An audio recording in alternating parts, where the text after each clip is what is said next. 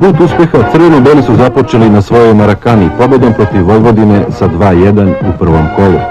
Gosti su poveli, a izjednačio je Stošić. Taj gol smo vidjeli.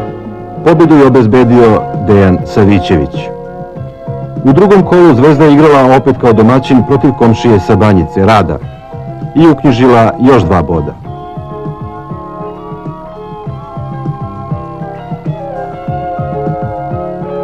Posle centaršuta Prosinečkog, Ajder je sproveo loptu u sopstvenu mrežu.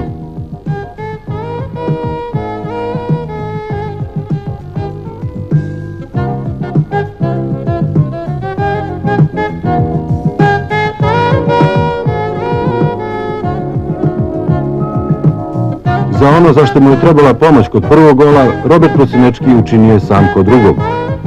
Posle solo prodora postavlja konačan rezultat Crvena Zvezda Rad 2:0.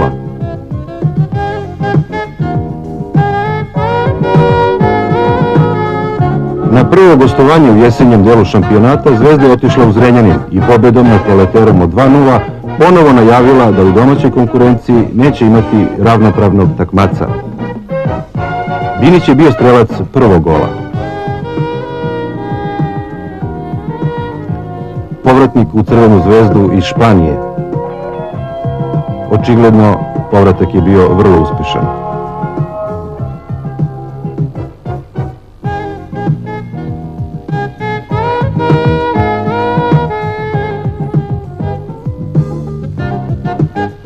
U Zrenjaninu je i Pančev počeo svoju jesenju kanonadu.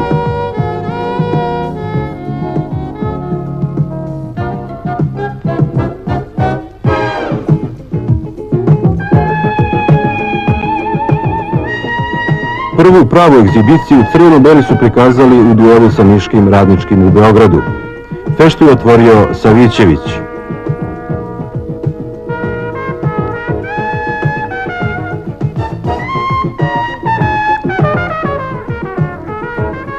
A nastavili su je prvo Pančev,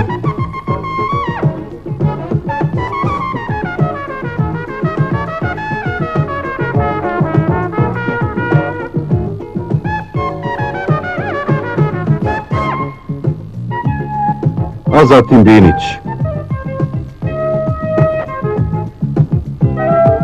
Da bi sa 2 maestralna gola Prosinečki pokazao da nije slučajno što ga Maradona predlaže za svog naslednika u Napoliju.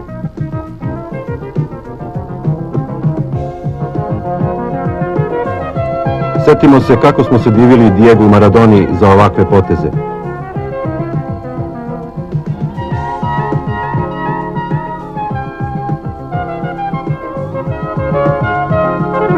Šesti i posljednji gol za Zvezdu na ovoj utakmici postigao je Darko Pančev.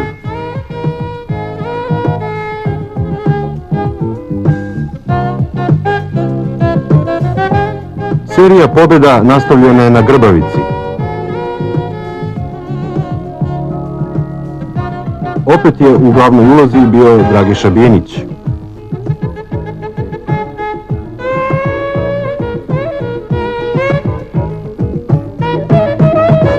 Manirom pravog majstora zatresao je mrežu željezničara.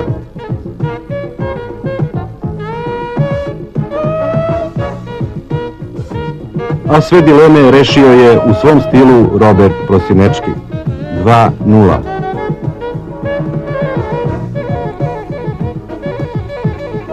Sljedeća žrtva bili su Zmajčeki iz Ljubljane. Krajnji rezultat 2:1 za zvaničnog šampiona, a pobedu su obezbedili Pančev i Savićević.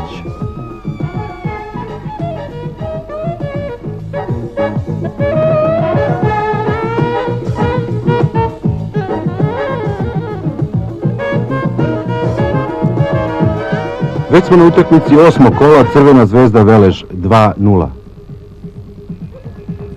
Opet su strelci bili Darko Pančev i Dejan Savićević. U prethodnom kolu su izabranici Ljupka Petrovića doživjeli prvi poraz protiv Budućnosti u Titogradu, također sa 2:0. Preskočit ćemo i 9. kolo u kome su Pančevi drugovi osvojili bod na Rijeci posle izvođenja penala. U regularnom toku nije bilo golova. Ovo su detalji pobede nad Borcem sa 2:0. a već po ambijentu vidite da je meč odigran na našem najvećem stadionu. Golove su postigli Pančev i Binić. U 11. kolu još jedna pobjeda na penale, ovaj put nad večitim rivalom Partizanom. Posle vojstva crno-belih izjednačio je efektnim udarcem Savićević.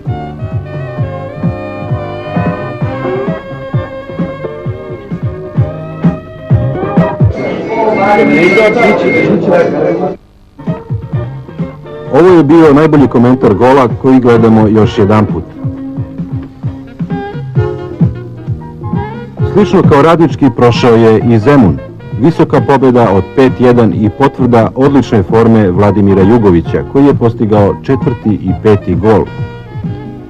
Prethodno su se u listu strelaca upisali Belodedić, Savićević i Pančev.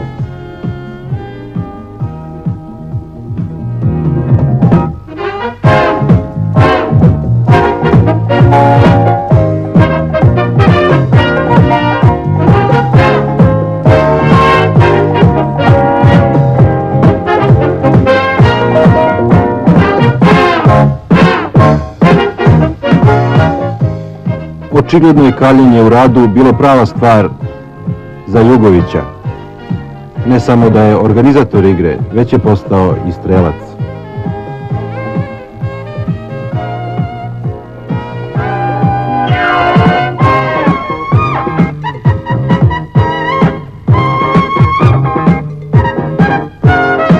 I njegov drugi gol na ovoj utakmici.